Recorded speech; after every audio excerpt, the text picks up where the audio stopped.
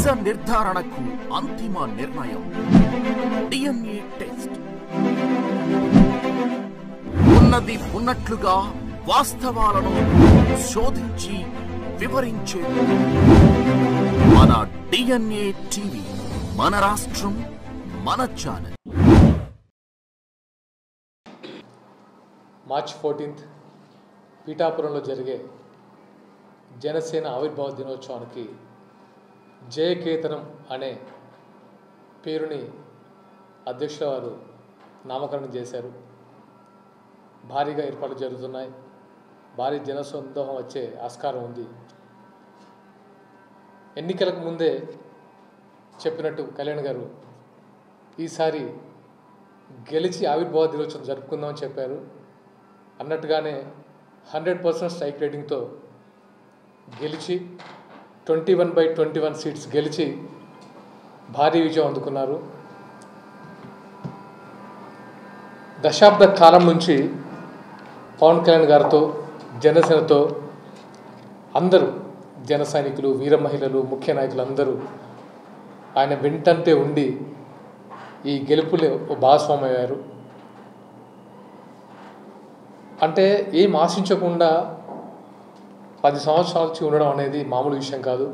అలాగే భాగస్వామ్యమైన నాయకులకి పార్టీలో కూడా సముచిత స్థానం కల్పించారు పవన్ కళ్యాణ్ గారు. అండ్ పిఠాపురం ప్రజలకి ఆయన పెద్దపీట వేస్తున్నారు. పిఠాపురం ప్రజలు ఆయన్ని భారీ మెజారిటీతో గెలిపించారు. అండ్ ఈ సభ ఓన్లీ విజయోత్సవ సభ మాత్రమే కాదు, చెప్పాలంటే ఒక కృతజ్ఞత భావంతో చేస్తున్న సభ.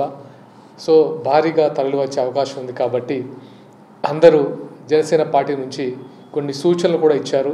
ఎలాగంటే దూర ప్రాంతాల నుంచి వెహికల్స్లో వచ్చేవారు చాలా జాగ్రత్తగా రమ్మని, ఎందుకంటే కొంచెం మద్యపానం సేవించకుండా, ఎవరికి ఇబ్బంది పడకుండా క్షేమంగా వచ్చి క్షేమంగా వెళ్ళాలని సూచించారు. అలాగే టోల్స్ దగ్గర అందరికీ సహకరించాలని సూచించారు. పోలీసులకు కూడా కోఆపరేట్ చేయాలని సూచించారు. అలాగే సభా ప్రాంగణంలో లైట్స్, ఫ్లడ్ లైట్స్ ఎక్కి, టవర్స్ ఎక్కి ఇబ్బంది పడకూడదు. అంటే ఏ చిన్న ప్రమాదం జరిగినా ఆయన చాలా చాలా బాధపడతారు. ఎందుకంటే అది మంచి పరిణామం కాదు. చాలా జాగ్రత్తగా ఉండండి. అండ్ ముఖ్యంగా మీరు దూర ప్రాంతాల నుంచి వచ్చేవారికి అంటే మన వ్యక్తిగత సౌకర్యం కంటే ప్రజలకు ఎక్కువ సౌకర్యం అందించాలని ఆయన భావిస్తున్నారు. నాయకులు కానీ, జన సైనికులు కానీ, వీర మహిళలు కానీ వాళ్ళందరికీ మన వంతు కోఆపరేట్ చేయాలని జనసేన సూచనలు ఇచ్చింది. ఈ సభ అనేది 10 సంవత్సరాల ఈ కష్టము, లేకపోతే 10 సంవత్సరాల ఈ వెయిటింగ్ పీరియడ్ని ఒక ఉత్సవంలో జరుపుకుంటున్నాం. జన సైనికులందరూ, నాయకులందరూ, ముఖ్యంగా తెలంగాణ, ఆంధ్ర ప్రాంతమే కాకుండా తమిళనాడు, కర్ణాటక ప్రాంతాల నుంచి కూడా భారీగా తరలి వచ్చే ఆస్కారం ఉంది. అండ్ ఈ సభని, జయకేతనం సభని విజయవంతం చేయాలని మనస్ఫూర్తిగా కోరుకుంటున్నాను. అండ్ క్షేమంగా వెళ్ళి క్షేమంగా ఇంటికి రండి మరొకసారి గుర్తు చేస్తున్నాను. Thank you so much.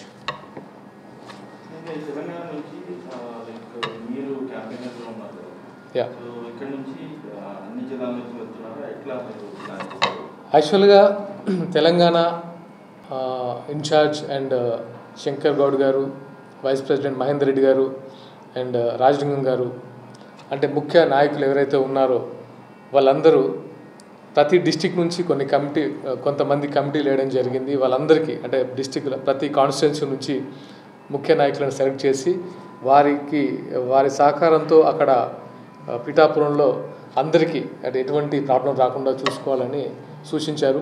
And కొన్ని ప్రత్యేక కమిటీలు వేసి కూడా అక్కడ అంటే వాలంటీర్గా కొంతమంది అంటే పనిచేస్తున్నారు, వచ్చే వాళ్ళకి ఎటువంటి ఆటంకం జరగకుండా. అండ్ ఎట్టి పరిస్థితుల్లోనూ ఈ సభ ఎవరు ఇబ్బంది పడకుండా ఉండడానికి శాయశక్తిలో కృషి చేస్తున్నారు. నాకు 1,00,000 మంది డెఫినెట్గా వస్తారని నేను నమ్ముతున్నాను. ఎందుకంటే ఇప్పటికే చాలామంది వెళ్ళిపోయారు, రేపు స్టార్ట్ అవుతారు. డెఫినెట్గా భారీ సంఖ్యలోనే తెలంగాణ నుంచి హాజరవుతారు. అండ్ తెలంగాణలో కూడా అంటే ఎందుకు అంటే తెలంగాణలో కూడా పవన్ కళ్యాణ్ గారి మీద విశ్వాసం మరింత రెట్టింపైంది. ఎలాగైతే ఆంధ్రాలో సుపరిపాలన అందించడంతో పవన్ కళ్యాణ్ గారు కూడా మా తెలంగాణలో ఉంటే బాగుంటుంది, అలాంటి నాయకత్వంలో పనిచేయడానికి చాలామంది ఉత్సాహం చూపుతున్నారు. త్వరలో తెలంగాణలో కూడా చాలామంది భారీ చేరికలు ఉంటాయి తెలంగాణలో జనసేనలోకి. అండ్ తెలంగాణలో కూడా చాలా బలంగా పార్టీని ముందుకు తీసుకెళ్దామని ఆలోచిస్తున్నారు. డెఫినెట్గా ఒక బలమైన పార్టీగా తెలంగాణలో ఆవిర్భవిస్తుంది. సో స్థానిక ఎన్నికలు రాబోతున్నాయి అంటే దానికి ఎలాంటి సంకేతాలు ఇవ్వబోతున్నారు? ఎందుకంటే జనసేన నుంచి ఎటువంటి మూవ్మెంట్ అనేది కనిపించట్లేదు హైదరాబాద్లో కానీ తెలంగాణలో. సో దానికి సంబంధించి ప్రణాళికలు ఎలా ఉండబోతున్నాయి, మీరు ఎలా సిద్ధంగా? డెఫినెట్గా మా అధినాయకుడు తీసుకునే నిర్ణయం బట్టి డెఫినెట్గా స్థానిక సంస్థల్లో పోటీ చేయాలా వద్దా, ఎలాంటి పోటీ అంటే పొత్తు ఉంటుందా లేదా అనేది మున్ముందు మీకు వివరించడం జరుగుతుంది. ఎందుకంటే ఇది అధినేత గారు తీసుకునే నిర్ణయం బట్టే ముందుకు వెళ్ళడం జరుగుతుంది.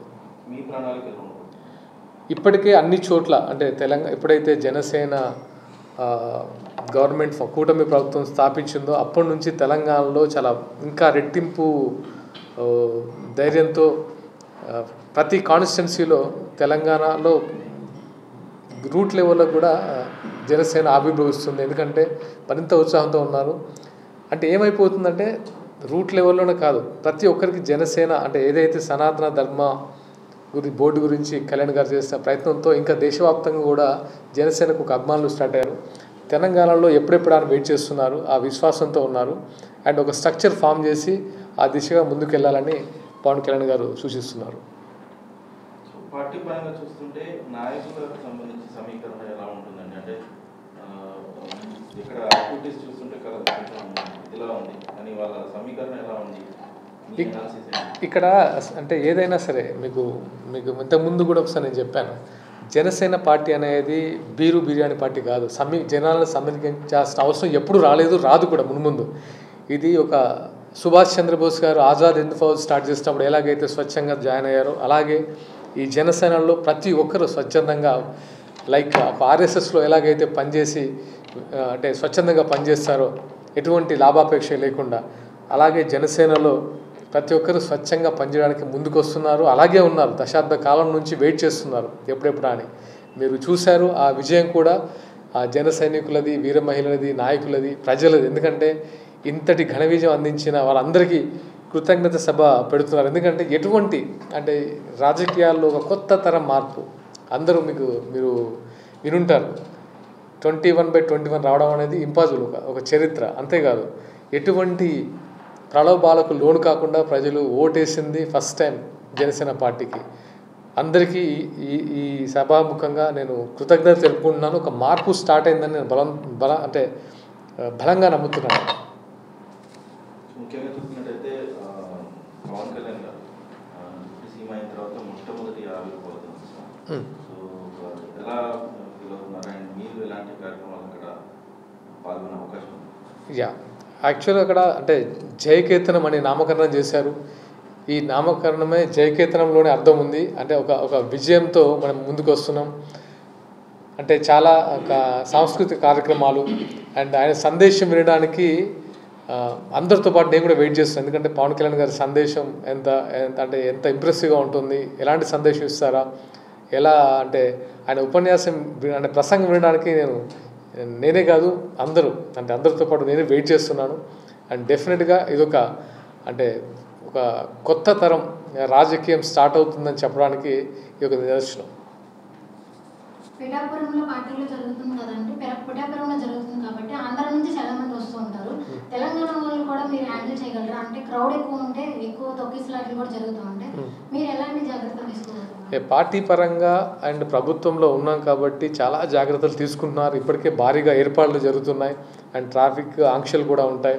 అండ్ ప్రతి ఒక్కరికి అక్కడ అండ్ ఫుడ్ ఫెసిలిటీ కానీ వాటర్ ఫెసిలిటీ కానీ అండ్ అక్కడ ఉన్న స్థానిక పిఠాపురంలో కూడా ఉన్న బండ్ల మీద ఉన్న వాళ్ళకి ఉపాధి కల్పించడానికి కూడా వాళ్ళని కూడా ఇంక్లూడ్ చేస్తున్నారు. అంటే అందరికీ ఒక ప్రాపర్ అందరికీ ఎటువంటి ఇబ్బంది లేకుండా దాంతోపాటు అక్కడ ఉన్న లోకల్ వాళ్ళకు ఒక వ్యాపారంగా కూడా మెరుగయ్యేలాగా ప్లాన్ చేస్తున్నారు. డెఫినెట్గా మంచి ఏర్పాట్లు చేస్తున్నారు అందరూ. ముఖ్యంగా ఏంటంటే నేను చెప్పదలుచుకుంది ఏంటంటే ఎవరు ఇబ్బంది పడకుండా ఉండడానికి ట్రై చేయండి అని. క్రౌడ్ ఎక్కువగా ఉంటుందని కొన్ని పార్టీలు పెట్టే సమావేశాలన్నీ లాస్ట్ మినిట్లో క్యాన్సిల్ చేస్తూ ఉంటారు. అలాంటిది ఏమైనా ఎదుర్కోవాల్సిన పరిస్థితి వస్తుందా? ఎక్కువ అంటే తెలంగాణ నుంచి కూడా మీరు రావాలని ఇన్వైట్ చేస్తున్నారు కదా, సో ఇంత క్రౌడ్ వస్తుంటే లాస్ట్ మినిట్లో ఏమైనా క్యాన్సిల్ చేయడం లాంటివి ఉంటాయి? ఎటువంటి క్యాన్సిలేషన్ లేదండి. అండ్ క్రౌడ్ ఎక్కువ వస్తున్నారు, దాంతోపాటు క్రౌడ్కు తగ్గ ఏర్పాట్లు చేస్తున్నారు, అందరికీ ఇబ్బంది కలగకుండా చూస్తారు. కాకపోతే వచ్చే వాళ్ళు కూడా తగు జాగ్రత్తలు తీసుకోవాలని సూచించారు. ఎందుకంటే రోడ్డు మార్గంగా వస్తారు కాబట్టి ఎటువంటి యాక్సిడెంట్లు జరగకూడదని కోరుకుంటున్నాం. దాంతోపాటు మద్యం సేవించి నడపడం కానీ అలాంటి అంటే కొంచెం ప్రాపర్ క్రమశిక్షణతో ఉండాలని సూచించారు. అండ్ ఆ లైట్స్ టవర్స్ ఎక్కకుండా జాగ్రత్తలు తీసుకుంటున్నారు.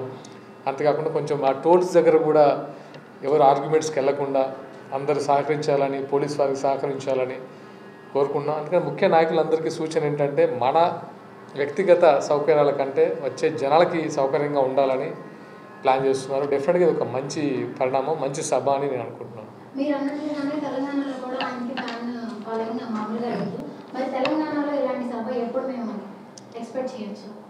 ఇది యాక్చువల్గా ఏంటంటే నాట్ ఓన్లీ తెలంగాణ, దేశవ్యాప్తంగా ఆయన ఇప్పుడు ఒక నేషనల్ లీడర్, దేశవ్యాప్తంగా పవన్ కళ్యాణ్ గారు వస్తే బాగుంటుందని మహారాష్ట్రలో కోరుకున్నారు. అలాగే మహారాష్ట్రలో బీజేపీ భారీ మెజారిటీతో గెలిచింది. అలాగే ఢిల్లీ అంటే ఆయన ఎక్కడైతే అడుగు పెడితే అక్కడ ఒక విజయకేతం ఎగరవేస్తున్నారు. తెలంగాణలో కూడా త్వరలో మంచి సభ ఉంటుంది. దానికి అంటే ఆయన మీద ఉన్న విశ్వాసంతో ఆయన ముందుకు వస్తారు. డెఫినెట్గా మునుముందు ఇక్కడ కూడా మంచి సభలు జరుగుతాయి. అండ్ ఇక్కడ కూడా జనసేన పార్టీ బలంగా ఉండబోతుందని నేను మనస్ఫూర్తిగా కోరుకుంటున్నాను.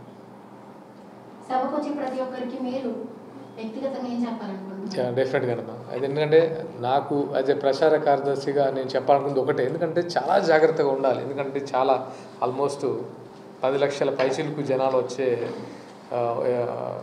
ఆస్కారం ఉంది. కాబట్టి ప్రతి ఒక్కరూ తన వ్యక్తిగతంగానే కొంచెం అలర్ట్గా ఉండి ఎటువంటి ఇబ్బందులకు గురి కాకుండా ఆరోగ్యపరంగా కానీ, అక్కడ వాటర్ ఫెసిలిటీ కానీ, ఫుడ్ ఫెసిలిటీ కానీ సౌకర్యంగా చూసుకొని ఎటువంటి మీన్స్ పర్సనల్ దానికి వెళ్ళకుండా గొడవలు గడవకుండా జాగ్రత్తగా వెళ్ళి క్షేమంగా ఇంటికి ఇచ్చాలని నేను మనస్ఫూర్తిగా వాళ్ళని అభ్యర్థిస్తున్నాను. దయచేసి అందరూ కొంచెం క్రమశిక్షణతో జనసేన పార్టీలో అందరికీ సహకరించాలని కోరుకుంటున్నాను.